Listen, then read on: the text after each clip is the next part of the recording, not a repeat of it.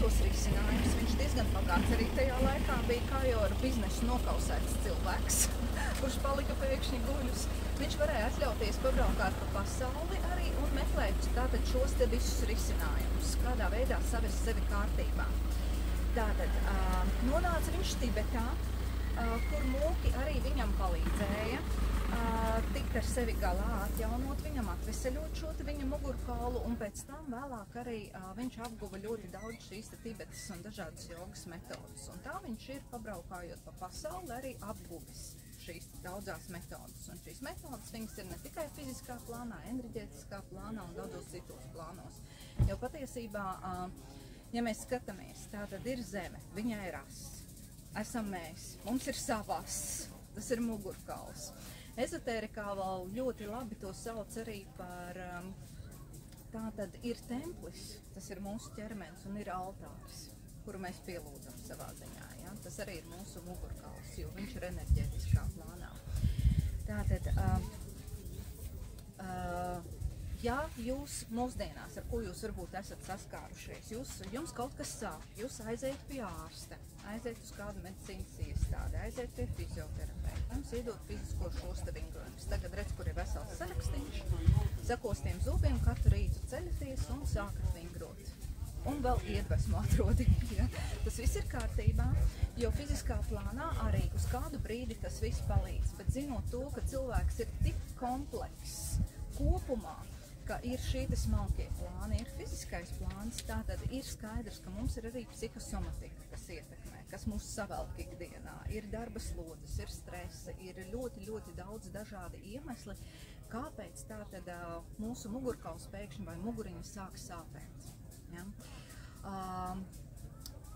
Šajā tāla centrā strādāju vairāk kā 5 gadus, un tas, ko varu pateikt, veicot šīs diagnostikas ar cilvēkiem ikdienā, kad ir ļoti interesanta tendence. Apmēram 90% no cilvēkiem ir šķīps kakls, un tas ir no dzimšanas. It kā mums vajadzētu pieturēt, it kā vairāk vai mazāk, ka visam būtu jābūt kārtībā. Ja? Šim te visam karkasiņam, bet tad, kad bērniņi vēl kā ārā, viņi kaut kā pagriež šo te kakliņu, un rezultātā vai viņi neieliek atpakaļ vai kā, šis te izkrūpļojums paliek.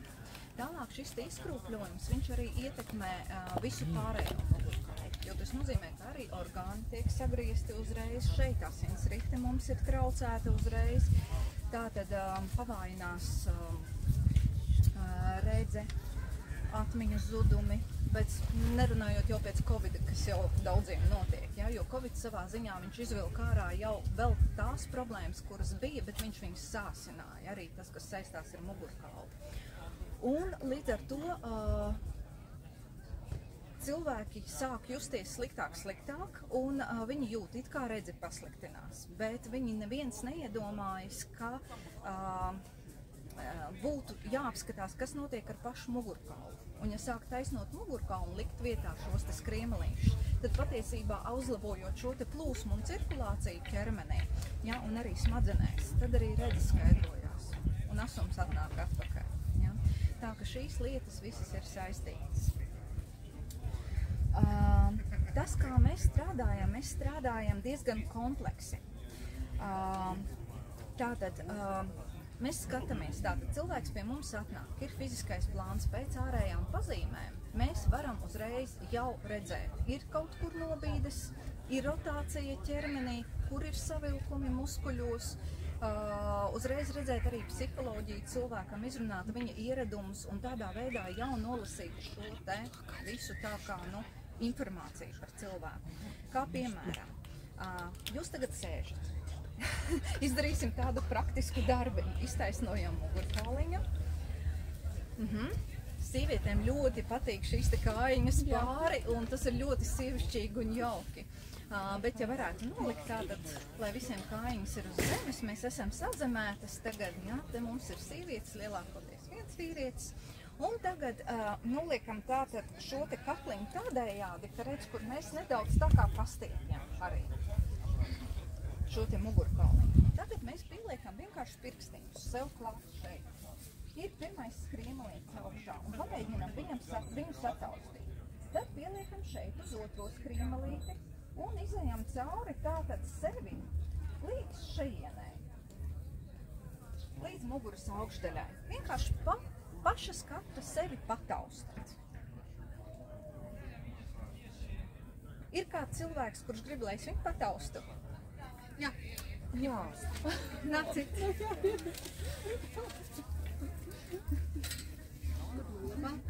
Tā,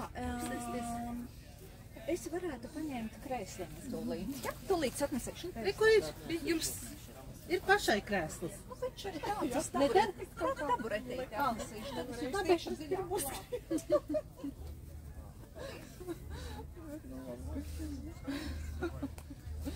Cik labi, es vismaz zinu savas problēmas. Tā, nākam šeit, lūdzu, sēžamies, jā. Jā, jauki. Un ar jūsu atļauju, es jums pieskaršos un pataustīšu, jā. Tātad.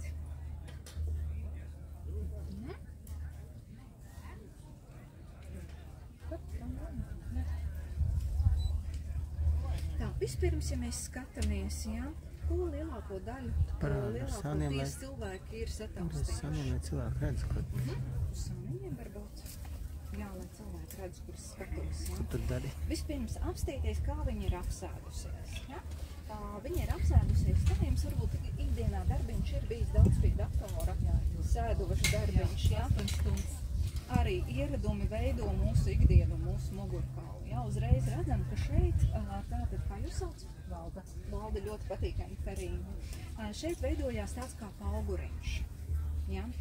Šis te pauguriņš parasti aug lielumā, ja netaisno šo te daļu. Un tāpēc, ja jūs iesākat šeit sev taustīt, kur kas kā, tad ir tā, ka pirmais striemelīts vairāk vai mazāk jā.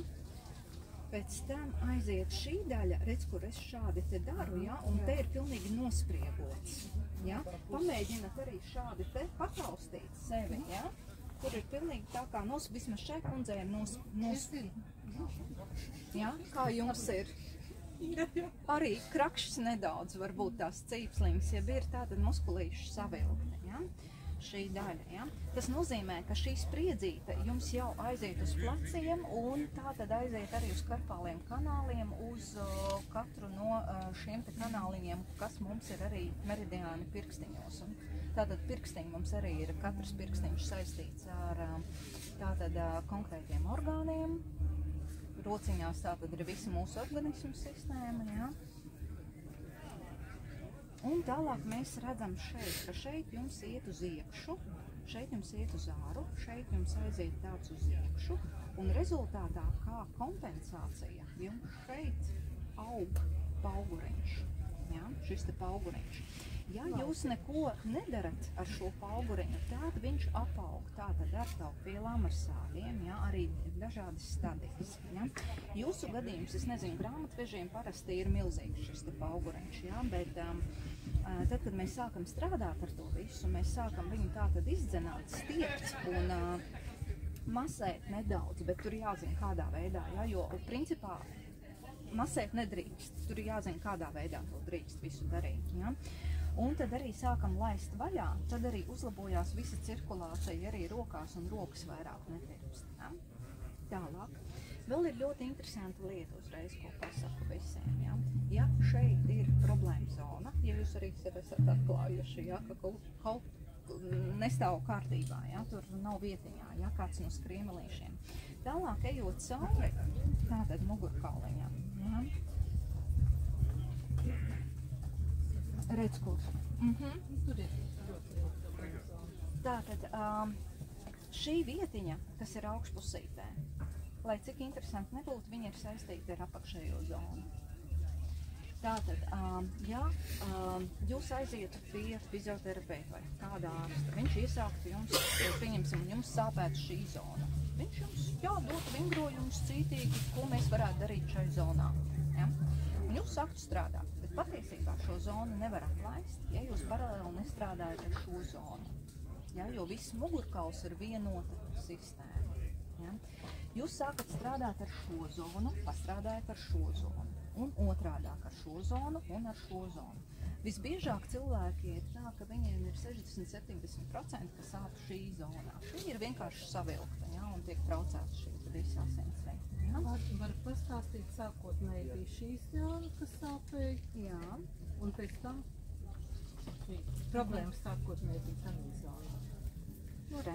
Un tālāk aizietrasmies. Tas, ko mēs darām, šeit ir ātrā mums diagnostika, kur mēs varam šādi te iziet katram cilvēkam cauri, ja, bet tad, kad atnāk pie mums ofisā, ja, tas ir apmēram 1,5 līdz 2 stundiņām, tur jau mēs liekam uz dažādiem aparātiem un atslābinam dziļo muskultūru, un tad mēs skatāmies, kad skriemeļi ieņem dabisko stāvokli, un tād mēs sazīmējam cilvēku, ja, visus nobīdus novirs rotācijas ķermenī.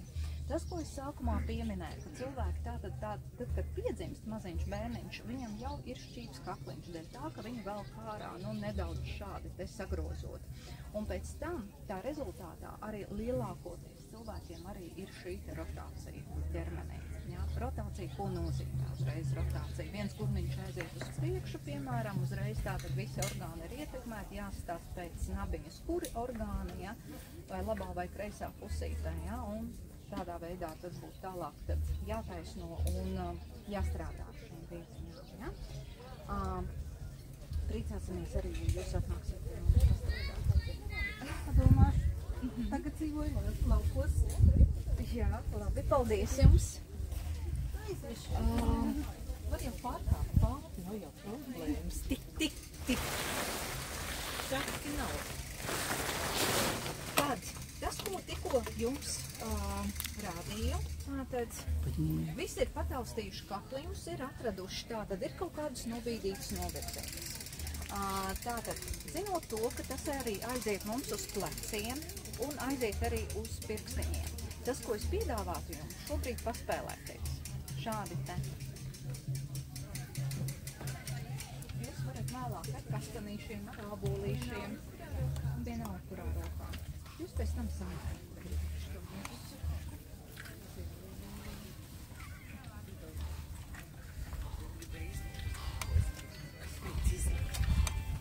Ja tu tur iegrisi, tad tu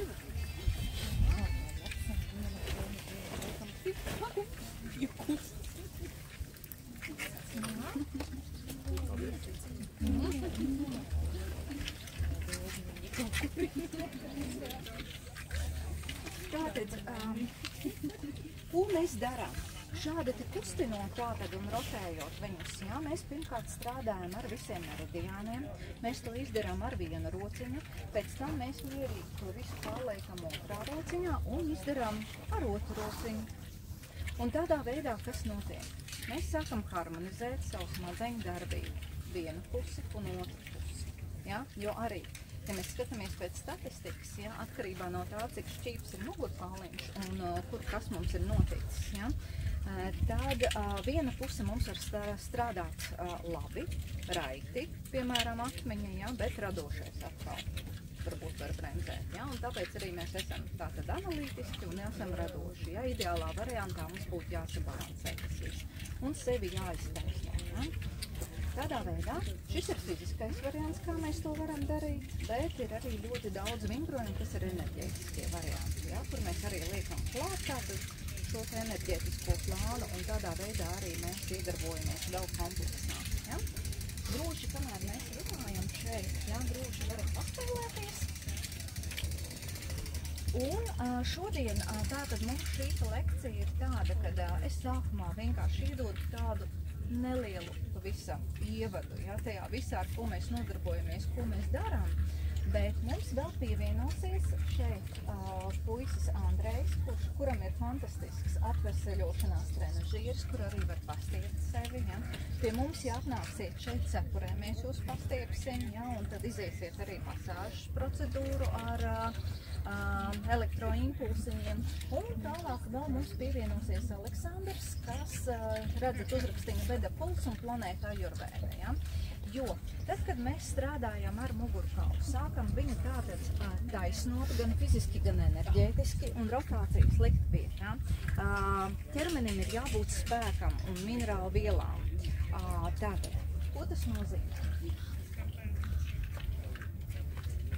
Ja mums ir ķermenī izveidojušies bloki, nu, ir kaut kādi iemesli, ja? Tātad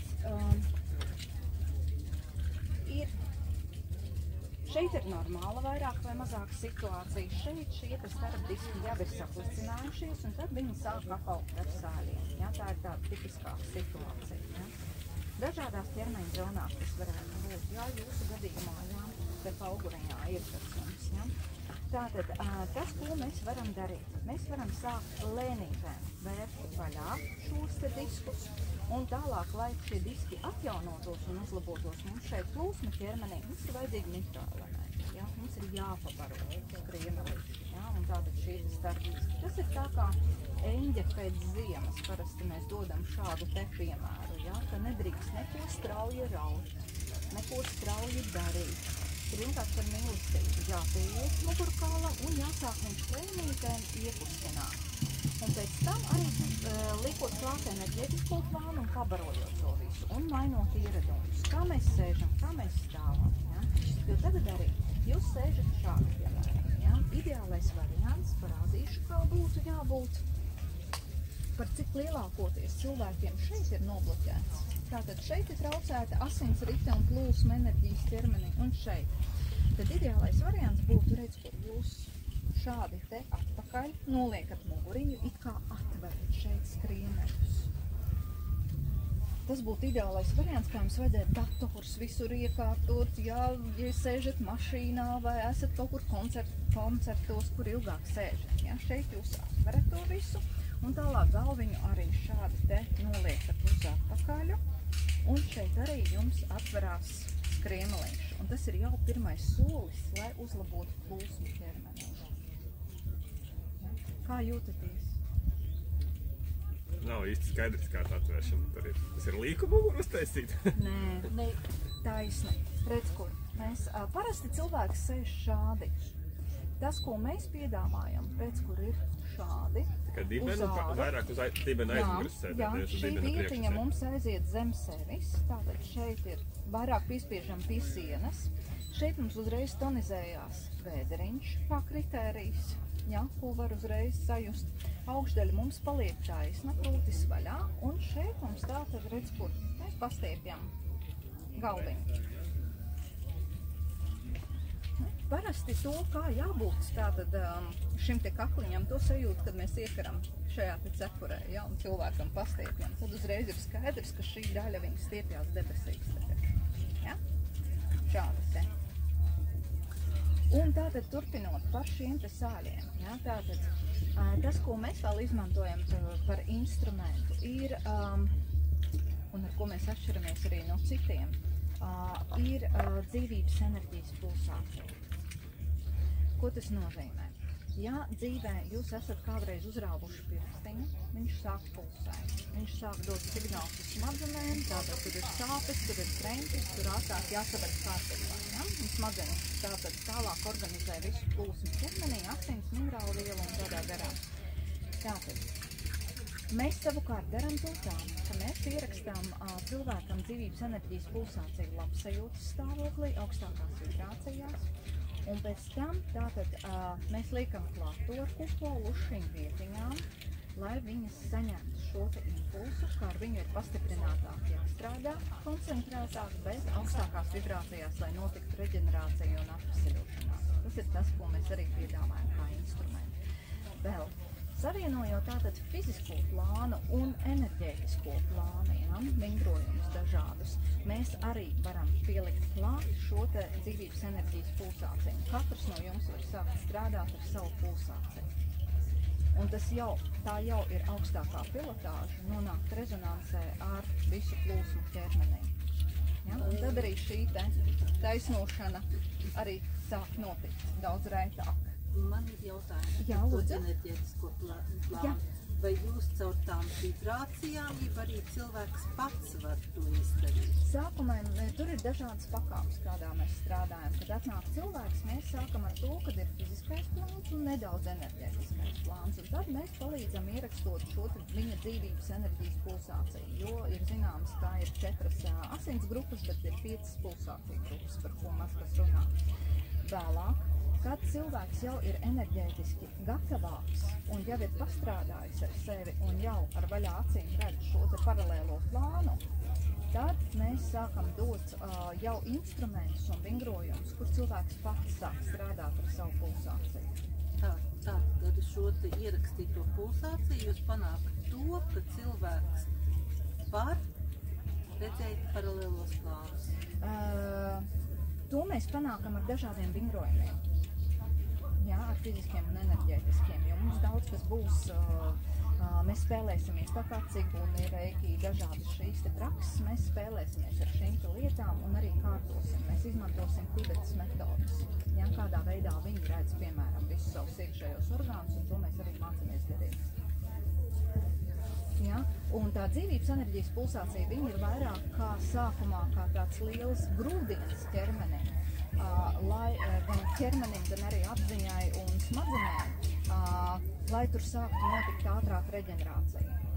Jo tas, kas ar jums visiem ir noticis, ja, un lielākoties ar cilvēkiem, ja, tad tas ir noticis dzīves laikā, ir kaut kas saules, izmainījies, ja, kaut kur šķībi greizi no dzimšanas, ja, un to vienā dienā, protams, ir grūti izmainīt. Tur ir pakāpeniski jāmaina šie ieradumi un jāsāk darīt vingrojumi, kas ir no rīta vakarā. Ja? Ja vēl kādi jautājumi var būt? Jautā, ka šitā tā poza, kas saka to tām kājām, tad arī veidojās tas, tā kā tā izliekot. Par šo pozu konkrēti uzreiz. Tā tad ir ļoti interesanta vēsture. Pati esmu izgājusi cauri 90. gados, kad jogas visus lika, visiem jogiem lika šādi sēdēt. Ja? Patiesībā šādi nevar nosēsties katrs cilvēks. Tādēļ, ka šīs vietas, ja šī vieta ir bloķēta un viņa nav atlaista vaļā, tad tā kā jūsu gadījumā jums ceļgali ir par augstu priekš šīs pozas. Ceļgaliem ir jābūt zemāk un viņiem jābūt zem nabiņas. Un jums jābūt ir vieglai sajūtē. Kad jūs atlaižat šo vietu, visus blokus, un jums atnāk šeit un brīvi plūst enerģija, jums ceļgali paši noliekās un atverās. Līdz tam ir jānonāk. Tāpēc tie atkal jogi, kas iesāk to visu darīt ar piespiešanos, jo savulaik es arī gāju tam visam cauri, ka šitā mēs spiežam vaļā kājas un obligāti jāsēž tā un meditācijā tik ilgi, pēc daudziem gadiem lec ārā ceļu. Ja? Jo arī ir jāskatās, nevar dot vienu vingrojumu visiem. Ja ir rotācija ķermenī, jūs nodarat vairāk ļauna nekā laba tad. Ir jāsāk taisnot viss, un tad pakāpeniski arī šie te ceļi nolaižās un sakārtojās šie jautājumi. Ja? Tā, vēl kādi jautājumi? Ja nē, es aicināšu kolēģi tad un uzaicinu jūs šodien arī pie mums pierakstīties un iziet šo te ātro diagnostiku, tad jums arī būs vairāk skaidrs. Jā, par visu. Paldies jums. Paldies. Un kur jūs centrs atrodas? Jā, iedošu informāciju. Mēs esam Rīgā, Ģertrūdes 5. Jā, pats centrs.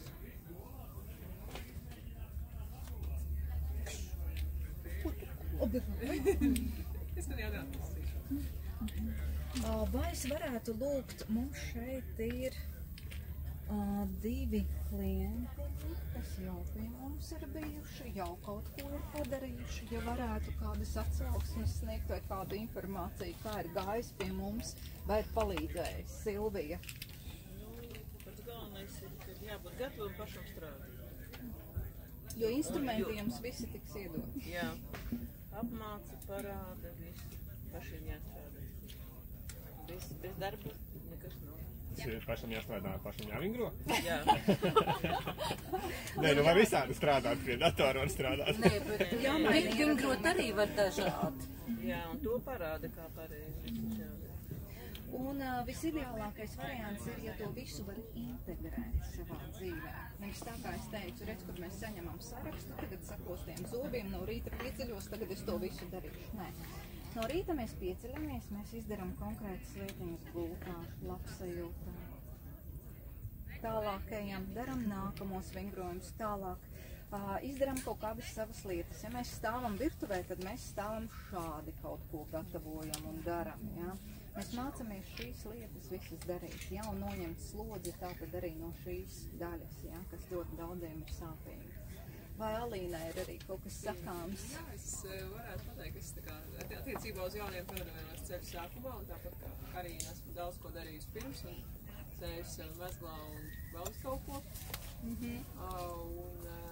tas ir tāds ceļš, pie kura var atnākt, bet ir labi, ka tu redz, ka tev kurpnieks ir ar kurpēm un ka tev nemāc cilvēks, kuram pašam ar harmoniju tā ir.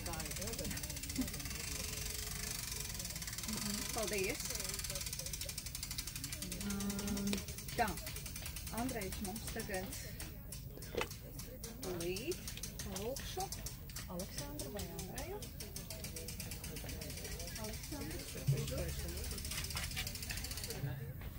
Aleksandrs mums pārstāv planētu ajurvēdu, un viņš izstāstīs daudz vairāk arī par ajurvēdisko šo te pieeju. Sveikiem! Так, man jārunā latviski vai var krieviski? Varu dziļāk krieviski, bet varu arī latviski. Varbūt ne tik krasāji. Kā mums auditorija? Manuprāt, ļoti labi skan latviski. Nu labi, paldies. Man rokas ir grāmata. Man 4 gadu projekts. Un mūsu tulkotais arī случайно šeit, Alīna Voronova. Nejauši viņš ir šeit. Jā, visā ajurvēda koncentrēta veida ir šeit. 120 lapas, un labāk par šito es nevaru pastāstīt. Bet, ko es varu, varbūt jūs ieinteresēt par to, kā mums noderēsies ajurvēda katru dienu mūsu parastā dzīve. Jā, ļoti labi, ka tur uzrakstīti daudz teksti, nezināmas valodas, ļoti senas valodas, bet cik mēs visi apvienoti, par to man ļoti interesanti. Es pats dzīvoju pirms tam Rīgā, kādu laiku Igaunijā, pēc tam Indijā, un tagad pārvācos kādus 10 gadus vairāk mistiska vieta ar mistisku nosaukumu Latvija. Ne, Latvija kā valsts, bet Latvija ir tāda vieta Indra. Pierobežā pašā. Pierobežā, kur ir Laimes muzejs. Varbūt jūs par to zināt, vai ne? Es esmu no turienes, man vecāki. Un no kura vieta? No Indras. Tieši no Indra? Jā, kura iela? Labi, nu tad jūs zināt, par ko es runāju. Tur tāda interesanta vieta, kura saistīta, nu manā stāstā tāpēc, ka Indra tas ir, jā, gan Perūns, gan Zievs, gan dažādas uzvārdus vienai enerģijai.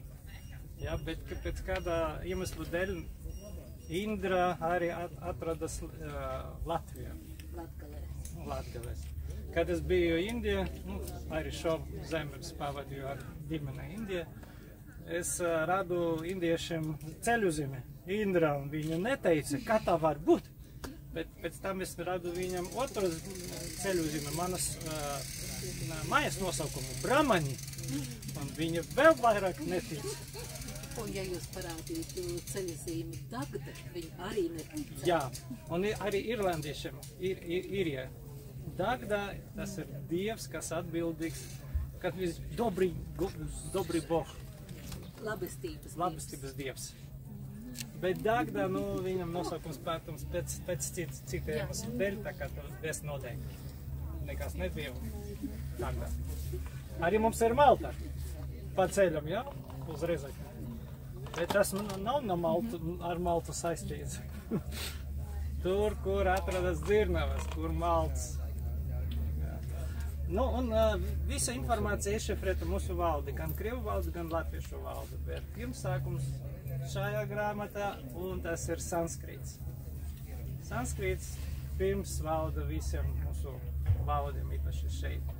Un ļoti interesanti atrast, kā tas viss saistīts un ar mūsu dzīvi, kā tas integrēs mūsu kodā, mūsu domāšanas veidu.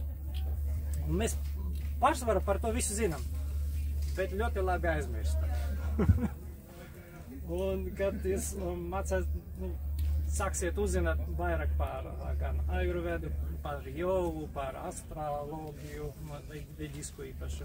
Tas viss ir masas zinātnes. Ja? Viņi visi ir saistīti, viena tiek uz otru, tu vari saprast un saņemt pilnu bildi par mūsu dzīvi, par mūsu visumu, savienojot dažādas zināšanas. Nu, mans ceļš bija caur jogu, uz ajurvedu, un tagad specializējos arī ar ajurvedisku diagnostiku ar pulsu. To var padarīt par rokām, klasiskā veida, bet jo mazāk un mazāk palikt to īstos meistarus, kuri var apmācīt, un vispār apmācības process ir ļoti ilgstoši.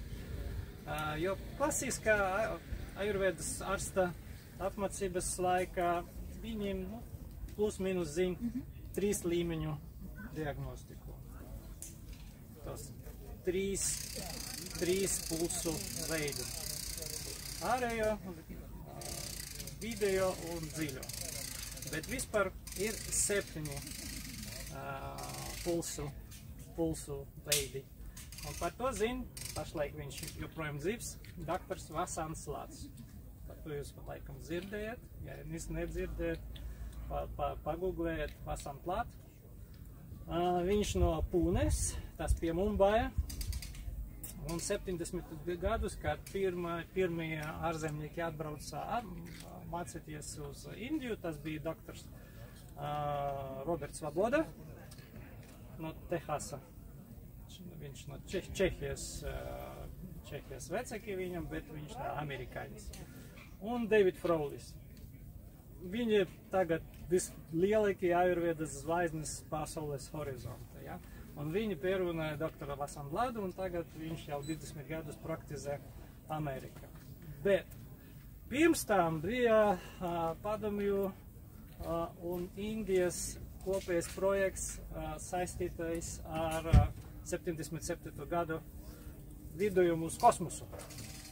Kosmonauts Grečko tur bija no Padomju puses, un no Indijas puses bija 2 kosmonauti. Un uzdevums no Indijas puses zinātniskais bija noteikt slimības astronautiem pirms viņi izlido tur uz komandējumu. Jo ļoti grūti astēt tur augšā, noņemt zemi, vispār nereāli. Tāpēc cilvēki atceras, ka ajurveda aprakstā, ka mēs varam noteikt, kad slimība jau sākas, bet mēs viņu neredzam. Ir tāda koncepcija sampramti, 6 pakāpes slimības attīstība, un mūsdienu medicīna strādās tikai ar pēdējiem 2. Simptomi, parādiet man kaut ko, dodiet analīzes, tad redzu, jums diagnoze. Un 6. terminālis. Vēzu pacientiem, viņi jau varbūt laiks jau pazaudēts. Bet ajurveda var strādāt ar 3. un 4. gandrīz mistisku neredzamu, kad enerģijas mūsu ķermeņa sāk kustēties un mēģina atrast sev nepareizu vietu. Nu, teiksim, vata vai vējš. Viņam jādzīv tikai zarnu trakta, kur ir kustība. Bet viņš var kaut kur, kādu iemeslu dēļ, samainīt savu vietu un, teiksim, atradaties aknas. Un aknas būtu palēlinātas un citi procesi, kuriem nevar būt šeit.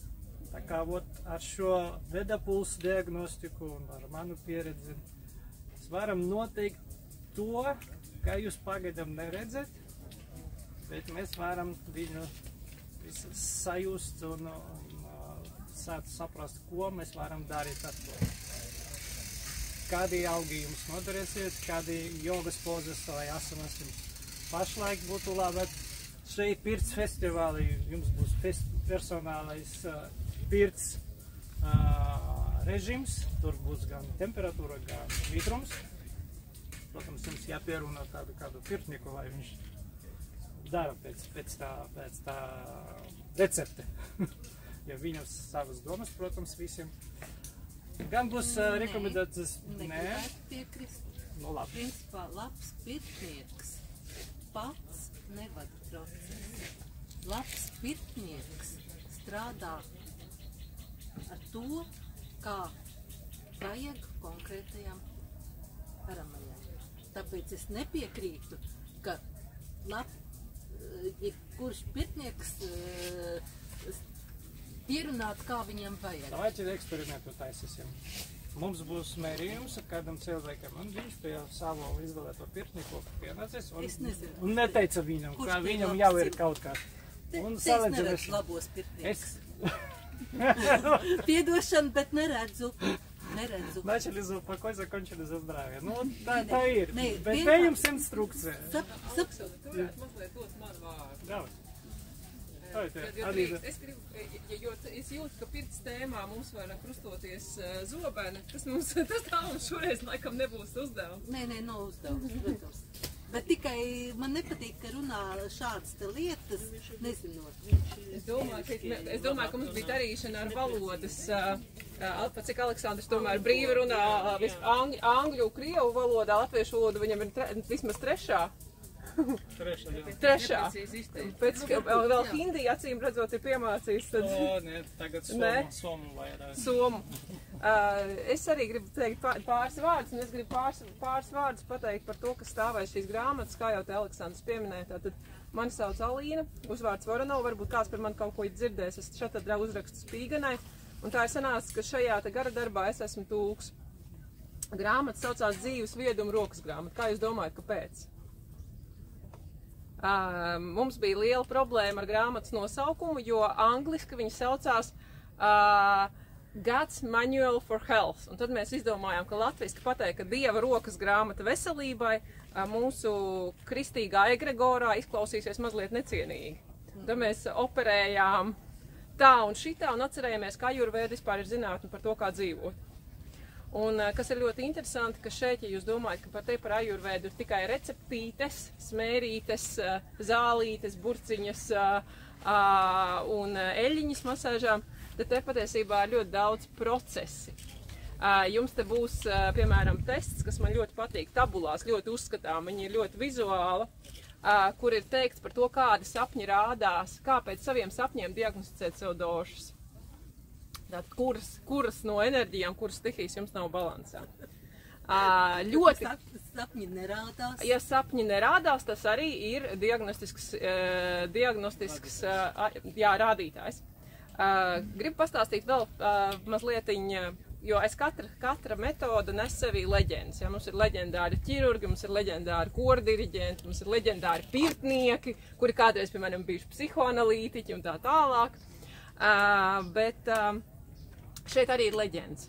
Un par Vasantu Ladu, par kuru Aleksandrs pieminēja, ir stāsts par to, kā viņš ir ģeniāls pulsa diagnosts. Un viņa skolēni var pēc pulsa grūtniecei noteikt, kādu dzimumu bērniņš piedzims. Diezgan iespaidīgi, vai ne?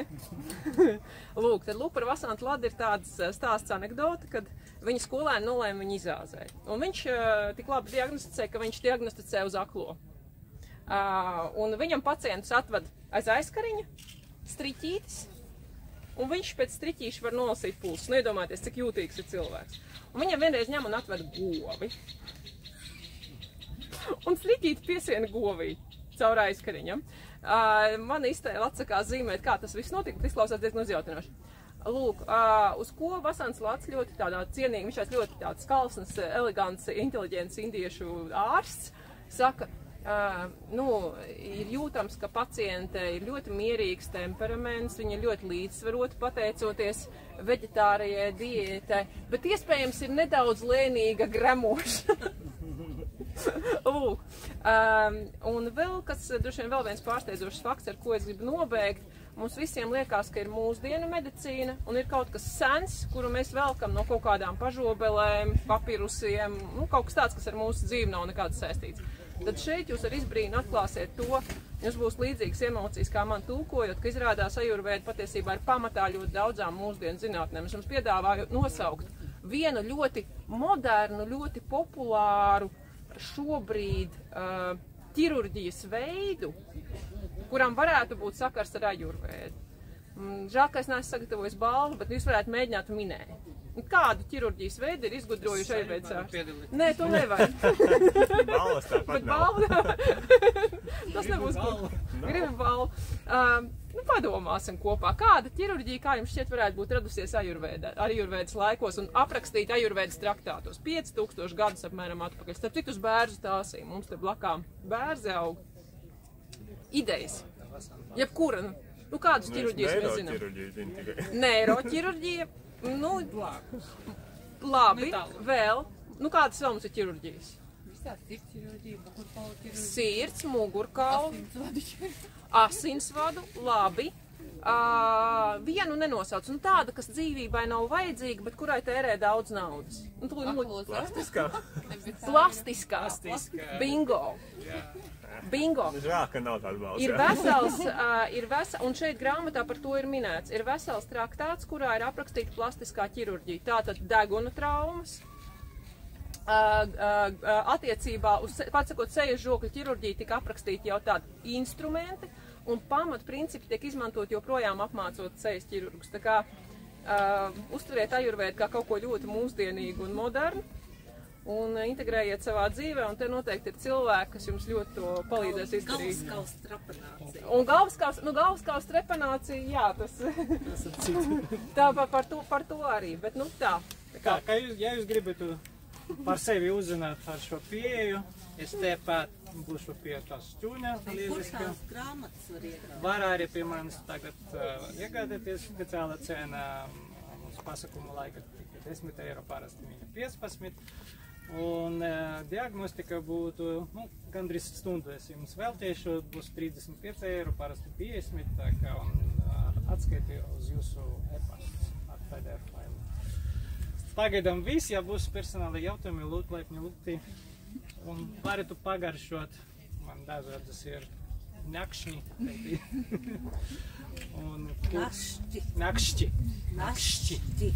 Paldies, nakšķi. Nē, nevis nak, bet našķi. Našķi. Jā. Vot. Malacis ļoti labi runā latviski. Paldies. Kītus. Paldies. Paldies visiem.